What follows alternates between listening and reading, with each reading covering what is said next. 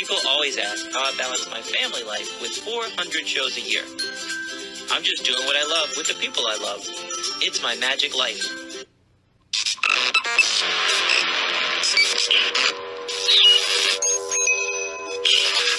I like Wes Iseli. I like everything about him. All right, guys, we're back. We have a guest today. This is a lady I love. Not only have we spent over 3 hours on the podcast with her in 3 different episodes, but we've also had hours of conversations afterwards. She picks my brain about social media stuff. I love this lady so much. It's psychotherapist, Dr. Dorothy Oneill. I think this is the 4th appearance. Everybody, Dr. Dorothy Oneill. What's up? How are you? Thank you. Thank you. That was a lovely introduction, and it's great to see both of you again. I think we talked about talking about trauma. I think that's what we had said. You and I were in a conversation about how trauma creates PTSD, how PTSD is a lifelong condition if not treated. I think that's how you decided to say, oh, come on and talk about it. So I just love you. Anytime you start talking, I'm all ears. I love you so much. But yeah, you said you had PTSD stuff that you wanted to talk about. Let's dig in. I want to know. Yeah. What do you got? Right. So right now, with the issue of situations going on through the world, earthquakes, floods, the conflict in the Middle East, there's just so much PTSD for everyone. And that PTSD comes out of not only like military trauma, which people tend to think. It's amazing how many people have PTSD just from their childhood, that they've lived with it and haven't even realized that they have a lifetime trauma that they're carrying, and they've adapted their life. So for me, I'm a PE specialist. That's prolonged exposure. Dr. Edna Foa is the founder of that theory, and she is amazing. She's in her 90s. She's Israeli. She is one of the most distinguished theorists. She was voted one of Time's 100 most influential women. Wow. And she and I are partners in a project that we're working on to treat trauma in the ongoing conflict in the Middle East. And we have a plan to train therapists in Israel to actually help people on both sides. So Edna's pretty much a very, very gracious and open person, even though she's Jewish, to see that there's pain on both sides, and there's a lot of trauma going on in the Middle East. And here, of course, we have our own trauma from our wars in Afghanistan and our different wars where we have a lot of military still struggling and trying to get the care they need. But it doesn't just stay in, as I said, in military conflict. It can be across the board. I've just treated a young lady who was in a car accident. And in that car accident, she lost her friend. It was on her birthday. It was her 18th birthday, and they'd gone out for dinner. And there were 5 of them in the car. And some driver, young boy, just was speeding and spun out of control. And that trauma, you can imagine that's a serious trauma too. But she went a year without realizing that she had PTSD. And that's the difference. Not everyone has PTSD from a trauma, but many people do, because what happens with PTSD, you normalize your life. So maybe you're someone who was in Afghanistan and you were collecting the body parts. And then you come back stateside and you're living, with your family, and you've been invited to a barbecue, and you say, I'm not really into barbecue. I don't really want to go. And you don't go. And then sort of every time there's a barbecue, you just don't go to a barbecue. But you don't think, oh, I'm not going to a barbecue because of that smell, because of the burning of the meat. You now have normalized it to say, I'm not really into barbecue anymore. Or sorry, what were you going to say? It just sounds like, I bet there's 9 out of 10 people that struggle with PTSD that don't even know they struggle with it because it's so normalized.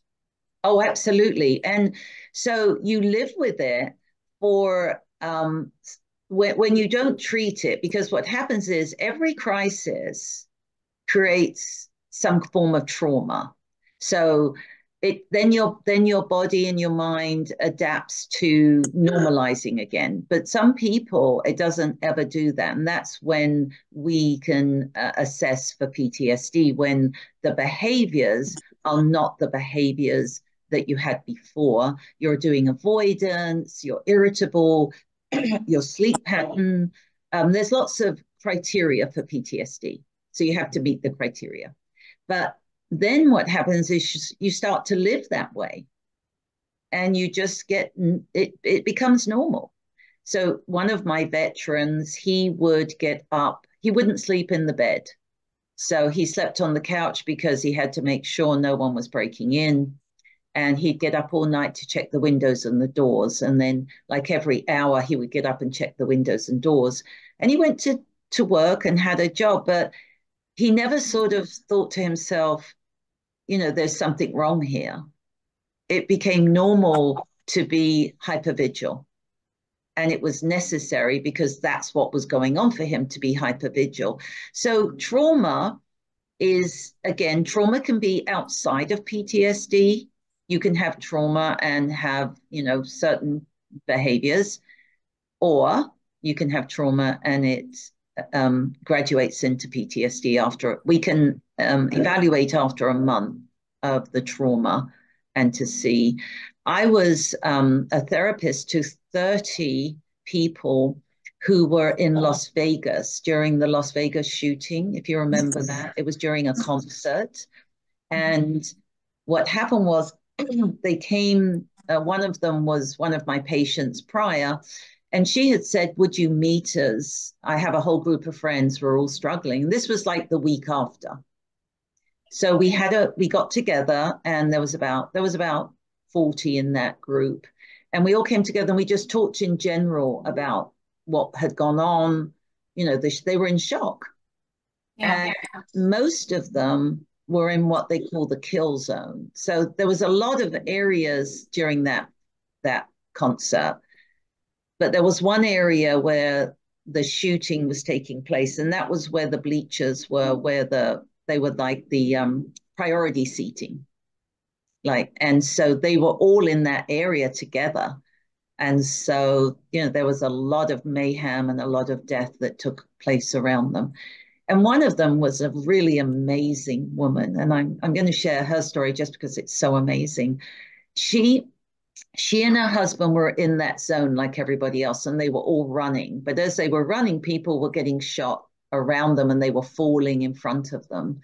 And as they ran, they came up to, they were passing a young girl lying on the floor bleeding, and her friend was like leaning over her crying and screaming, and they were running. Everyone was running. And so they ran, and then they stopped and they turned back because they have teenagers and they're thinking, we can't run past that young girl.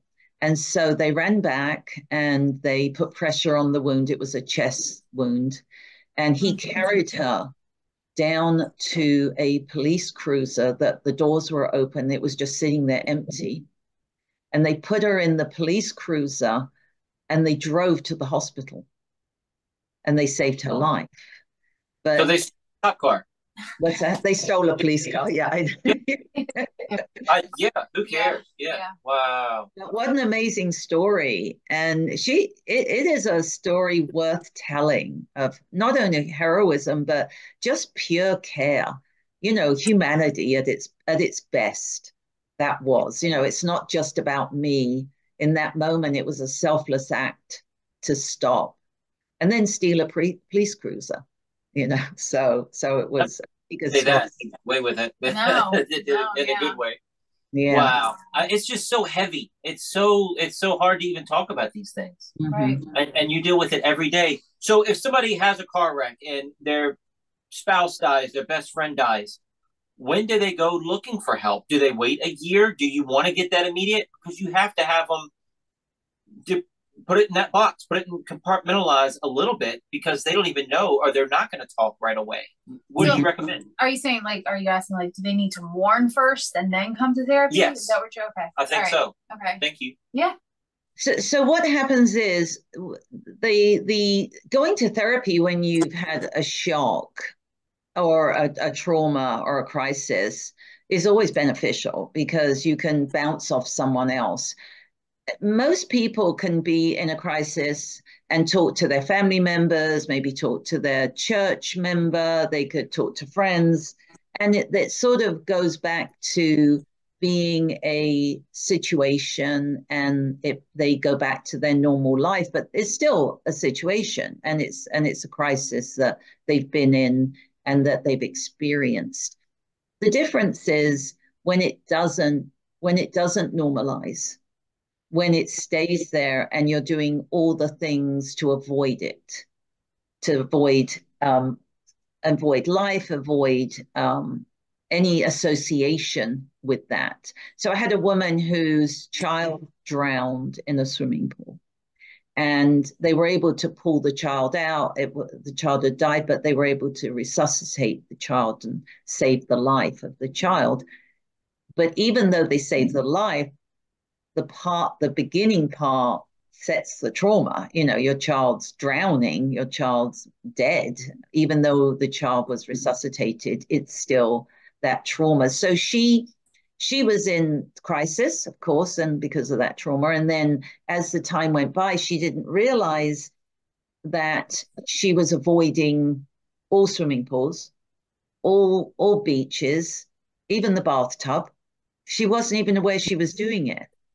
And so it was about, I'd say, about a good 9 months before someone who was a veteran, who had been to me and had been through prolonged exposure, which is what we do. And then she came and we did prolonged exposure with her. So prolonged exposure is the treatment. And that's what I was telling you. Dr. Edna Foa is the founder of that theory. And it is phenomenal. The success rate is so high. The longitudinal studies show that it stays. Some treatments are in the moment and then they wane and you go back to old habits. With prolonged exposure, the longitudinal studies have shown that it stays the course, which is fantastic. And so this is prolonged exposure, taking her to the beach, taking her to a, what is it? Yeah, no, prolonged exposure is broken into three areas. One is a breathing exercise. It's very basic, but I give it to anyone, even if they don't have PTSD, because it quietens anxiety. And the next is what we call in vivo. And we have that person list everything that they're avoiding and give it a grade, a unit of distress. So say going to the beach between 0 and 100 is an 80 on the distress level. But sitting by the bathtub is a 40. So what we do is we have them tell us things that they're avoiding. Maybe they don't go to the house where that swimming pool is. Maybe it was the grandparents' house, and now they don't go visit the grandparents. And so you list all the things they're avoiding. Maybe they avoid movies where there is the ocean. So you have them list everything that they're avoiding, and you give it a number, a unit of distress. That's the second thing. The third thing we do is we make them relive the situation, but we make them relive it as if it's in the here and now. So they don't say, excuse me, I was at the pool. They say, I am at the pool. I'm watching my children. I can see my daughter in the pool. So they actually go back to that moment. Excuse me. And what happens is they end up with the ability to desensitize the day. Because right now, PTSD allows it to be an occurrence that they can't get rid of. It's there. It's part of their life. And even though they're avoiding thinking about it, it's controlling them. And so by reliving it in that, we call that imaginal exposure, we desensitize them. So we actually do the same thing. We do the SUDS rating. So maybe when they first tell you, it's a 90 when they're at the pool. And then when they're leaving the pool, it's a 60. And every time they do it and tell the story, the units of distress go down. So after they've told you several times, it may very well be a 20. So what's happening is we desensitizing them to the trauma. And then the part before, which I told you, the in vivo, we make them do those things. We give them one of those in vivo. So if they're avoiding the grandparents' house because that's where the swimming pool is, we tell them they have to go to the grandparents' house 3 times that week. And every time they go, they have to do their SUDS. And so maybe when they go the first time, they can't even drive to the street because they're already so high in that distress level. And the next time it's lower and lower and lower. That's how it works. It's a great theory. Great theory. How do you know what you're avoiding? I mean, the guy at the barbecue, I mean, now that you say, all right, the burning flesh, okay, you put 2 and 2 together. But that's so far different. I was in Afghanistan. I don't like barbecues. How do you put it together? Is that through talking, or does he just know?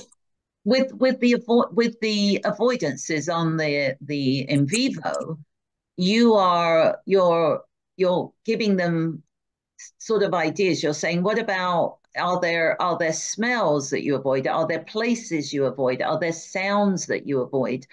Are there people you won't see now? Are there activities like from the Las Vegas shooting? Several of them had Disney passes. They hadn't been to Disney since that shooting because of the fireworks. And even though they knew it was because of the fireworks, they wouldn't sit there and say, oh, I'm not going to Disney because of the fireworks. They say, I don't really feel like going to Disney today. I'm tired. So if you knew exactly why you were avoiding it, you would address it. But like I said, when I opened, you normalize it. Right. One of them didn't see me for about 3 years, and he wasn't riding his bike anymore. And he used to always go out on biking. And he didn't think he had PTSD. This is from the shooting in Las Vegas. But 3 years later, he decided he would, I'll just go in and just get checked and see if I do have something. And we did the same thing. We did the in vivos, we did the exposure. But on the in vivos, one of them was riding his bike, which he hadn't been doing. And because it's open and exposed, is that what it made him feel exposed? I think so. And also you become hypervigil. Have you ever been hypervigil where you're focused on something and you can't think about anything else? Sure. Yeah. And so what happens is when you're in that protection mode, because the world is dangerous, you avoid.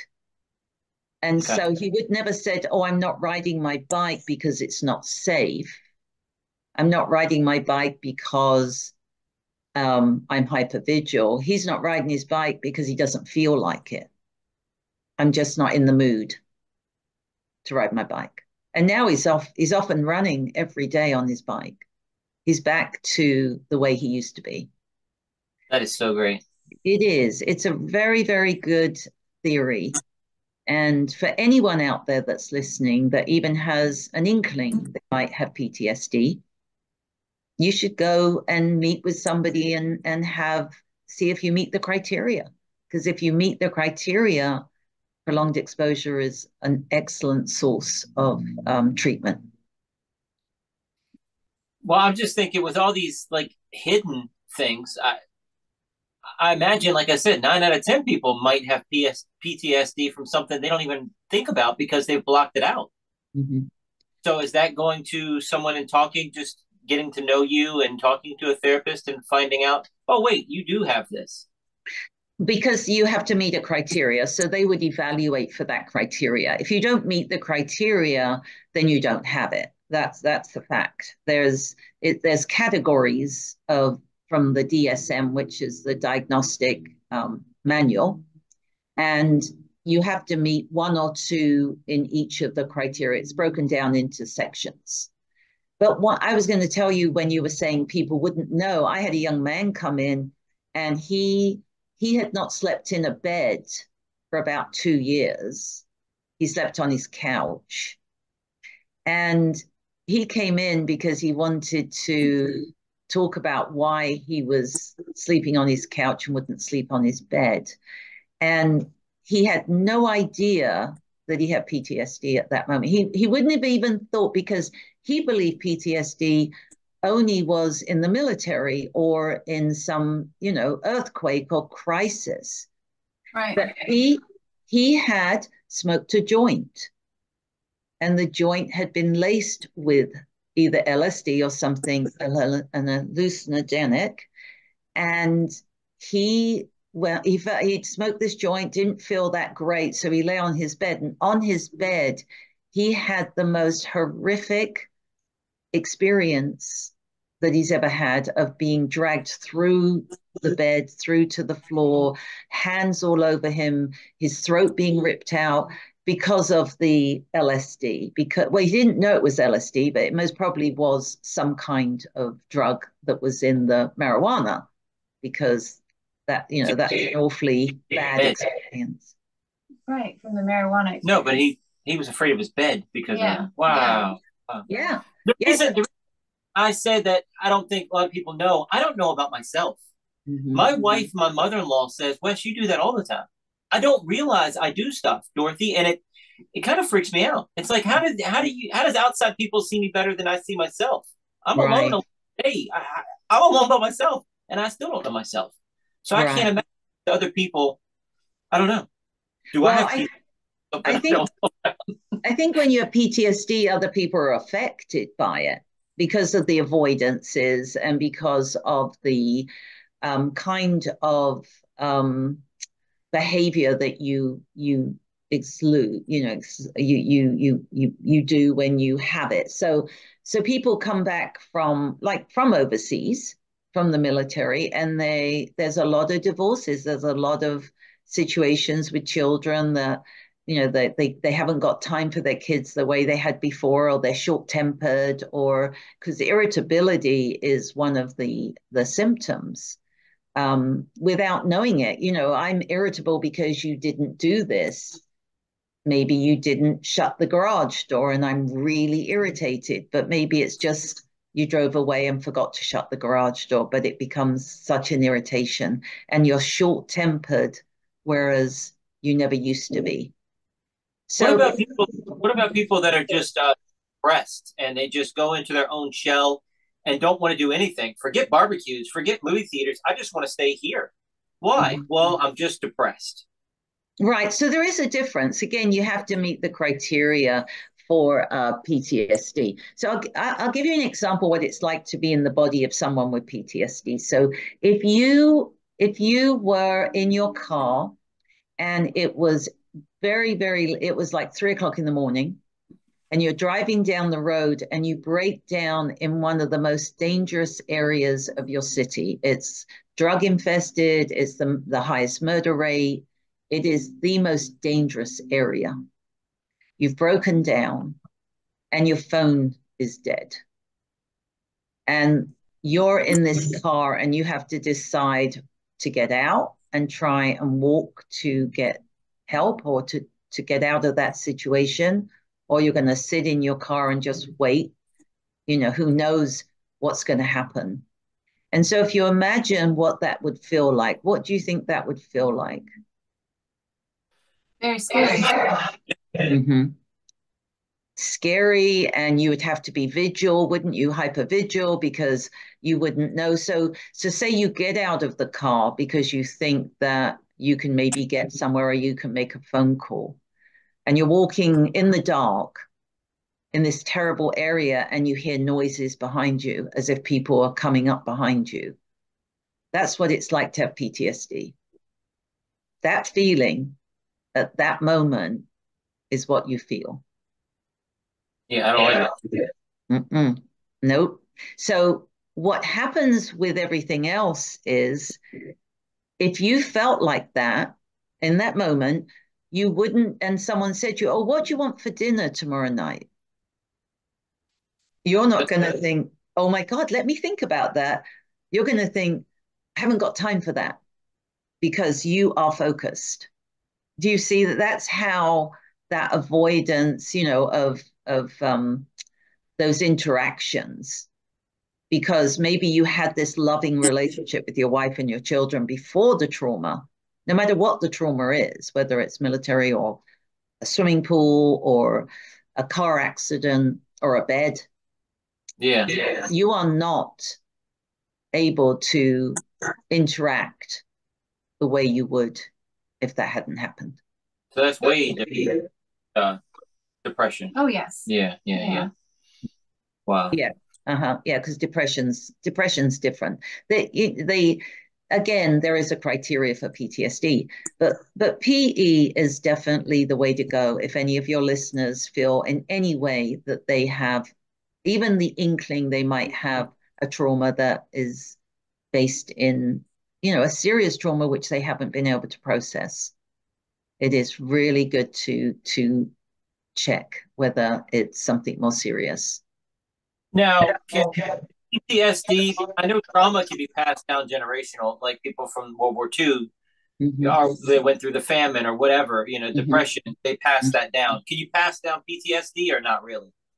You can have cross-generational trauma, and definitely, because if you think about it, many children of Holocaust survivors are traumatized by the experience of their parents and the fact that they're sort of living, that terrible situation that their parents had. So yes, there is more.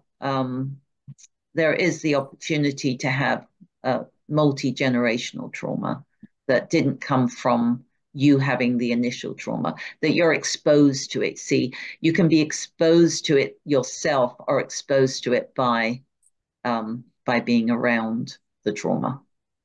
Is there any online test? What's that? Sorry, it's getting feedback.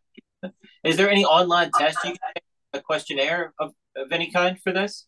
Well, people have said, I mean, I do it in the office, tests for, I diagnose through, the criteria that is in the DSM. But I think the DSM is online and you can look for what would I need to have to meet the criteria for PTSD. I'm sure you can somewhere online find that. You can find everything online. Right. Yeah. Right. But it is worth knowing what kind of treatment. That's the difference. It's not just evaluating for PTSD, it's having the best treatment there is to come through it. PE has a very defined, structured therapeutic intervention. And it, by about 12 weeks is about all you would need. Wow. Yeah. But PE sounds, you're saying it's the best, but I have trauma. That sounds like that's the worst thing I want to do. I know. So to do that sounds horrible. Now I'm going to take you to the swimming pool 3 times this week. It? Yeah, right. I don't want to relive and it. Prolonged. Yeah. So I just put a Band-Aid. Right? Yeah, well, that's what's being done, but they're missing out on life. When you come to a PE therapist, that therapist has to help you really believe in prolonged exposure, on its efficacy, and the fact that you will change your life. You will be able to live your life again in a way that you have not been doing. You do not have to live in this bubble. You can live again. And so if it was, say you had a giant splinter in your hand, And you're thinking, God, I don't want you to dig that splinter out. It's like, well, it's going to fester, it's going to get septic, and it's going to get into your bloodstream, and you might die. So do you want to take the splinter out today? And even though it's going to be painful right now, and it'll take a little bit of healing because, it's going to be sore, but the end result is going to be different because you're going to be okay. A month from now, your man sounds happy. Yeah. So that's how you would encourage someone to do the work. But we have so many success stories, so many. I mean, it's wonderful. I mean, for me, just the success stories from so many people from that shooting in Las Vegas is amazing. And then to see a wife who did who did PE and was encouraging her husband to do it and didn't come for 3 years, and then saw a huge difference in how he lived his life after. So that was a really good, for her, an example of doing the work. But you can't make someone go to therapy because of avoidance. They have to be at a point where they want it enough. Wow. So you don't only deal with this, though. You do other things as well as PTSD, right? Post-traumatic stress. PTSD. I do. Yeah. I do. Yeah. For my trauma work, that's where I do PE. And right now I have a project, I think I was telling you on the phone, that I'm trying to train therapists in Israel in PE. I'm not training them personally. I'm putting together it's a project for me to be able to pay for training in Israel for therapists to be able to go around the country to treat the trauma that's taking place. We actually just did our first training, and which was fantastic, of therapists that will be sent all over the country. So I do that. I also work in other areas of therapeutic intervention. I mean, I'm a couples therapist, and I love adolescents, young adults. I mean, I just love them. And I have several 12-year-olds, which I always enjoy, because I give them ownership to be able to talk about their parents. And that's really good to be able to tell them, and this is something every parent should be able to tell their children, is I was not given a playbook when you were born. I have done whatever I learned from my parents, and that's not always the best thing or the worst. But I'm a work in progress, just like your children. And you really have to encourage them to know that I'm not always right. And we are what we are because of our parents. And you will be what you are because of us. And your teenager will be you guys. Like, it's so funny. I said to you when we opened, I say, oh, Mum, I'm just like you. I say that today, but when I was a teenager, it's like, oh my gosh, it was horrible. I wasn't a bad teenager, that's for sure, but I was a teenager. And yeah. That was before we were telling you about our 12-year-old is like an angel. And then sometimes she just rolling her eyes and ask her to take the garbage out. And you act like you're asking her to paint the house and then build furniture. No, I just ask you to take the trash out, because you get allowance for that. That's part of your job. Right.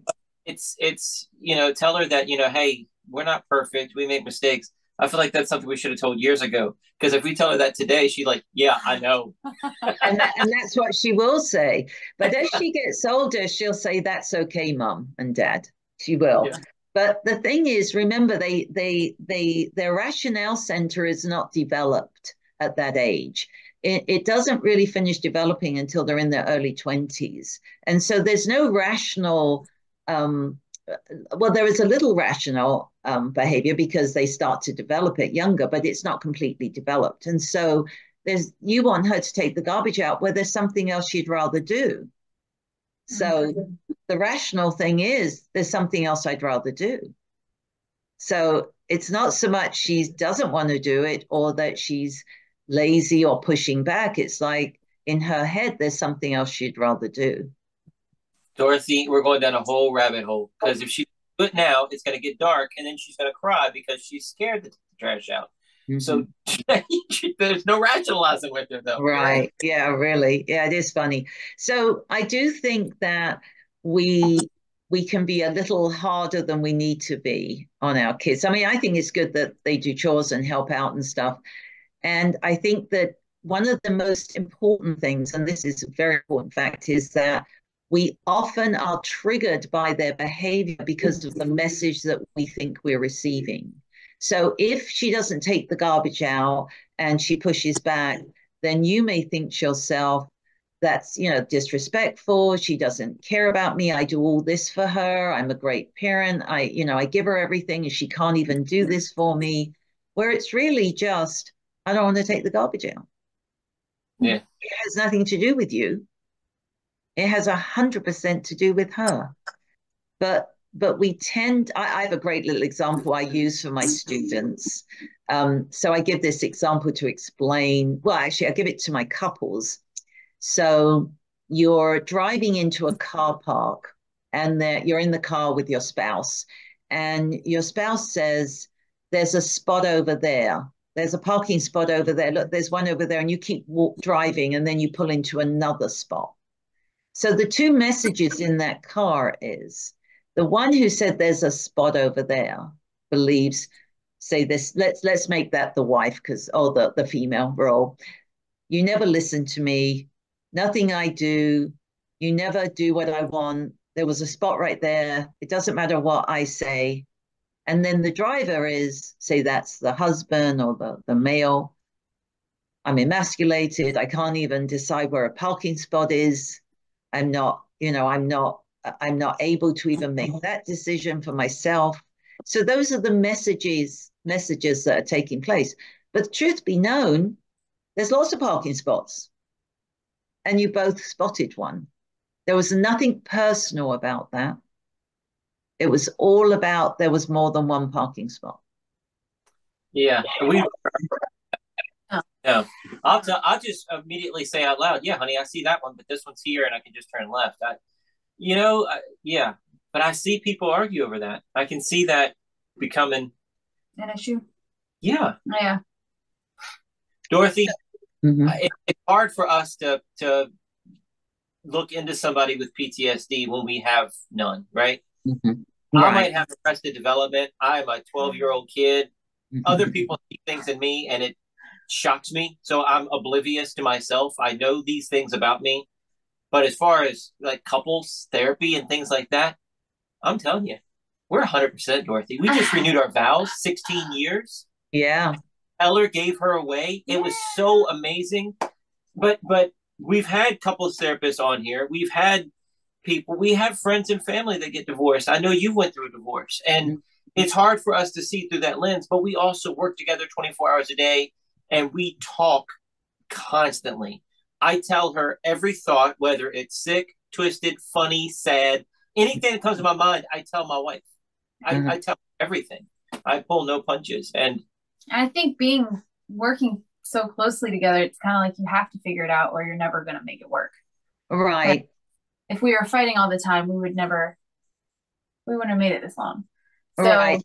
You do have a disagreement. You got to figure it out, forgive the other person, or whatever, because you want it to work out. We got another show in 20 minutes. Right. Yeah. So I would say one thing that you're most probably doing, which many couples don't do, is you're not taking it personally. It's about the issue in front of you. So you're still going to argue, you're still going to disagree, but it's not personal. And that's one thing couples need to be able to do, is they need to be able to say, it's an issue. It's not personal. Because when it becomes personal, that's when the wound sets in. But when it's just an issue, it's an issue. Right. And you deal with it. And that's the same with your teenager. Let's just go back to her and then we're most probably coming to the end here. But just remember, when she says these things or does these things, It's just an issue. It's not personal.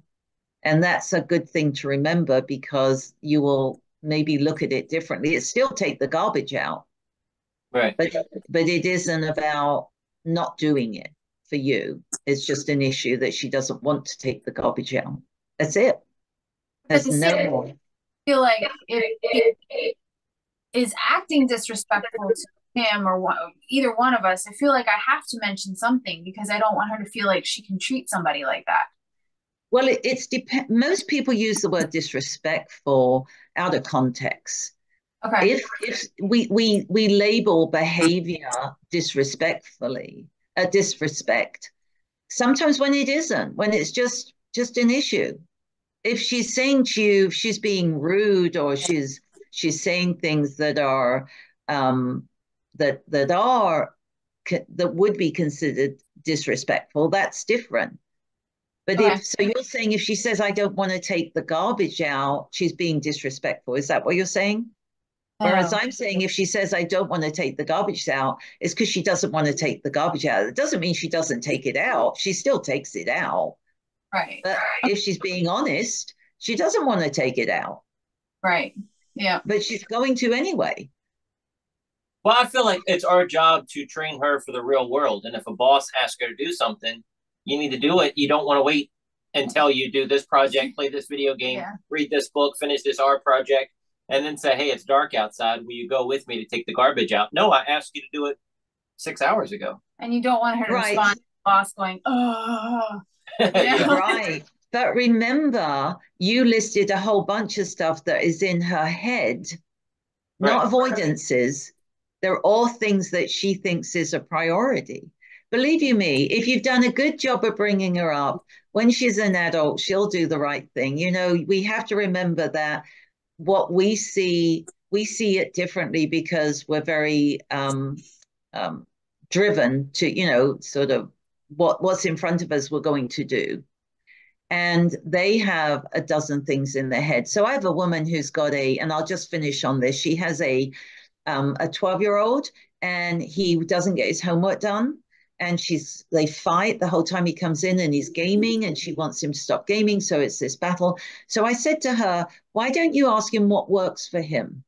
You want his homework done. He wants to game. So what can be the plan that both of those things can get done in one night? So why don't you say to him, what does that look like for you? What would work so that both of those things get done?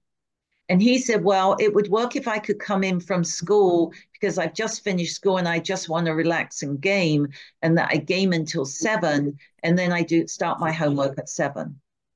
And she said, okay, that's what we'll do. Still doing it. Did that work? Yep. Get his homework's done every night. Yeah, we gave her a chore list. We typed up a chore list for her. Just check it off. And you know what? Do it whenever you want. But she doesn't do it. So that's why I have to tell her, did you do the trash? Did you feed the dog? The poor dog's starving. Can you please feed the dog?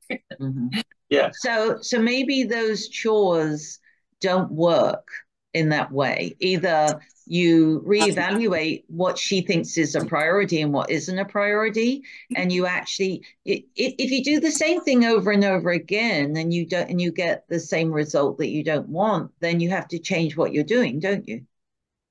Yeah, we got to do something. That's why we're coming to the professional. Yeah. So I would sit down with her and say, you spoke to me in that I told you to give her ownership of her own list. Yeah. How does she want to do that list? When does she want to do it? And make her own list. She watches the podcast, Dorothy. She'll see this. Yeah. Okay. Good. All right. Well, I think we're done, aren't we? So. Well, we're almost out of time. Is there any way anybody can contact you if they have any questions that they can get you? I like you. I don't want to try to find somebody local. If I want to talk to somebody, I'm telling you, I love you, Dorothy. You've been awesome to me. I love these podcasts. Go back and listen to you. I love your accent. I love that you talk about a car park instead of a parking lot. I love that. Yeah. So yes. So anyone can email me if they wish, and they can find me online at OneillPsychology.com. So I have a website they can look at. And also my email is Dr. Dorothy Oneill. So that's Dr. DorothyOneill@gmail.com. And if they have a question or they would like me to help refer them somewhere, I'm more than happy to do that. But I think the takeaway from this episode is PTSD. If you have it or you think you know somebody that has it, go get some help because you'll feel so much better. Yes. And look at getting the PE. For the prolonged exposure. It's a lifetime sentence if you don't. I've just seen, and this will be my last one, but I had a Somali veteran from Mogadishu, the conflict. And that was over 20 something years ago. When I saw him, it was 27 years and it's more now. Lived with PTSD that whole time. And now is free to do all the things he never did for all those years. It's amazing to see what he does today. It's phenomenal. And that is when it's gone, it's 100% gone, or is it 90% gone, or is it different people, different levels? I think that when you have a lifestyle where your life is predicated on avoidance and hypervigilance and you don't have that, that's already living your life again. Whether you still have quirky things or things that bother you, you wouldn't meet the criteria for PTSD. You might meet the criteria for something else. Yeah. But PTSD is the diagnosis that you can work with. Absolutely. It isn't a lifetime sentence. It is not. That is awesome. Dorothy, you're amazing. Thank you so much for all your work you're doing out there for all those people. Yeah. I mean, we listened on the radio about that shooting out there, and we're in our car. We can't fathom that. And I'm a magician for a living. I mean, she homeschools and takes care of the kids and does the health program and is a magician's assistant.